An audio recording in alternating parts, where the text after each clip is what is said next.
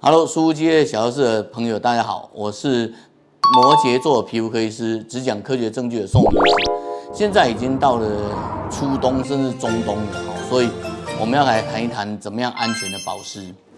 去年我们做过一个凡士林的学理的那个影片，然后就获得很广大回响，哇，一堆人一直问。后来我们又连续做几集那个凡士林的事宜这样。然后今年到了冬天，果然又开始看到因为擦凡士林，然后开始脸部出问题的朋友来找我们所以我们就决定，因为我们做乳化这件事已经做很多年了，所以我们就决定做一个乳化跟凡士林的对照，还有他们清除以后结果的对照。那天你知道当医师的人就是要身先士卒嘛，所以我们就决定做一个实验，这就是实验的整个设计就是我们先丢硬币，后来我都忘了丢什么时候丢到左脸是凡士林，右脸做润和肤了。那丢完以后，我们就会敷大概30分钟然后还加保鲜膜大家可以看到我们等一下的实验图。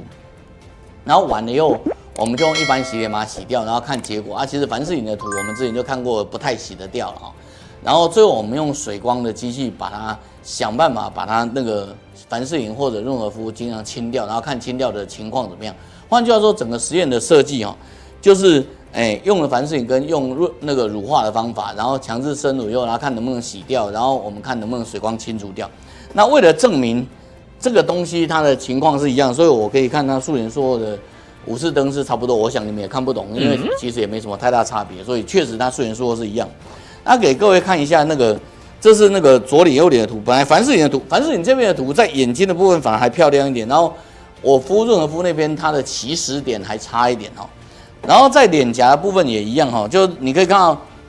你知道我也不想就是每个月要录 YouTube 给你们看，然后我就上妆上妆以后又卸得不干净，所以你看我的那个右脸这边反而长很多的粉刺然后塞住了小小的，然后左脸反而比较漂亮。换句话说，凡士林它其实有一个比较好的起点我们来看它的结果怎么样。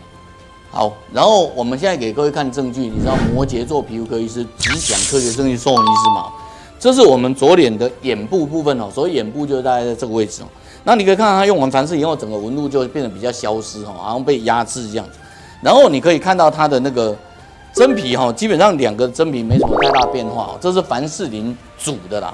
可是如果你是看润和肤煮的，你就可以看到，你看那个敷之前这样敷了30分钟以后，它纹路就变得比较漂亮而且它的真皮的那个确实真皮的那个白的现象有比较明显，就表示它下面有在蠕动那这个是我们用一般的洗脸去清除。那给各位看一下那个凡士林煮的用水光打完以后，就是它来到这里变脏嘛，对不对？那水光打以后，你会发现它其实是可以清掉的，它的纹路还是可以回到还不错的纹路所以水光认真做可以把凡士林清掉然后你也可以看到在这个部分做完以后，它这2张图是没什么太大差异，可到这张图它是很明显的被清除掉一大堆脏污的东西，所以水光这个动作还是可以清除掉凡士林的伤害如果你只是一次凡士林，水光是做得到的。然后在润和这边我们刚刚就看到了，润和在一开始的时候，它的那个纹路就变好，那清完以后，哇，那纹路简直漂亮得不得了真是真漂亮，比原来都漂亮，然后很清楚的清掉，就告诉你说，如果你润和做得好。你做完润和以后再做水光，你的整个皮肤的代谢其实很漂亮，不管表皮或真皮。如果你看过我们几集讲凡士林，你就知道凡士林对脸部的伤害主要在堵塞毛孔，然后这个地方的毛孔比较小，所以我们刚刚看到凡士林的伤害小。现在我们来看这里这是凡士林组，你可以看到很清楚的，本来是有纹路的，那一用完凡士林以后，你看它的颗粒根本没办法清掉，然后整个纹路变得很臀，然后在基础的图的部分，你仍旧可以看到它的代谢其实非常的不明显就是凡士林对皮肤的代谢，特别是脸部的代谢是有问题的可是，在润和部分你可以看到这个就我刚刚讲很凄惨的那个上妆后你看我们做之前是这样，然后润和它整个皮肤就膨上来，显然它有足够的乳化保水，而且有些颗粒开始在消失然后你看它的真皮这张脸部的部分比刚刚眼睛的部分更明显，你可以看到这个明显变化很明显，然后很多颗粒开始在清除掉。那同样我们再来看一下，经过水光之后这是凡士林组哈，它做完以后变得很脏嘛哈，你看还有一些亮亮的乱七八糟囤积的东西，洗完脸都洗不掉。可是你用水光喷完，它一样可以恢复还不错纹路啦，蛮漂亮的。然后表示即使是你用了凡士林伤害，你还是有机会用水光把它救回来。然后同样的脸部的部分你一样看到这两个的代谢是有限的啦哈，但是你同样可以看到，当它来到这里的时候，它整个的变化其实蛮明显。你可以看到这3张图的变化，就这2张变化比较大，然后这张稍微有点变化这样。然后在那个润和肤组哈，就是你正确的用安全的乳液跟安全的乳霜去乳化它的过程哦，你会发现它在这个地方就已经膨上来变漂亮，然后在下面去那个用水光把上面这些东西清除掉的时候，你同样可以发现它的纹路变得很漂亮哦。然后最有趣的是，你可以看到这些很硬的颗粒在这里乳化的时候已经稍微变少，然后这里一冲就剩2-3颗这样。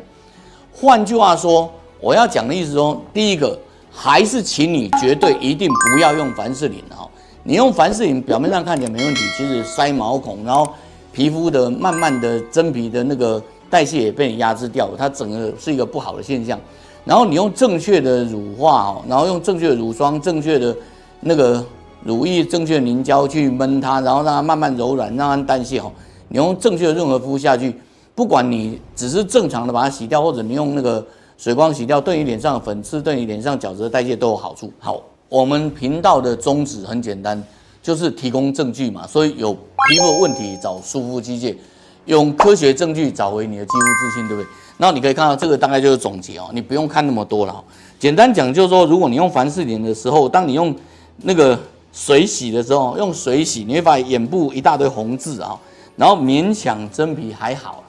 可是如果你用正确的润和肤，你会发现不管是水洗还是正常，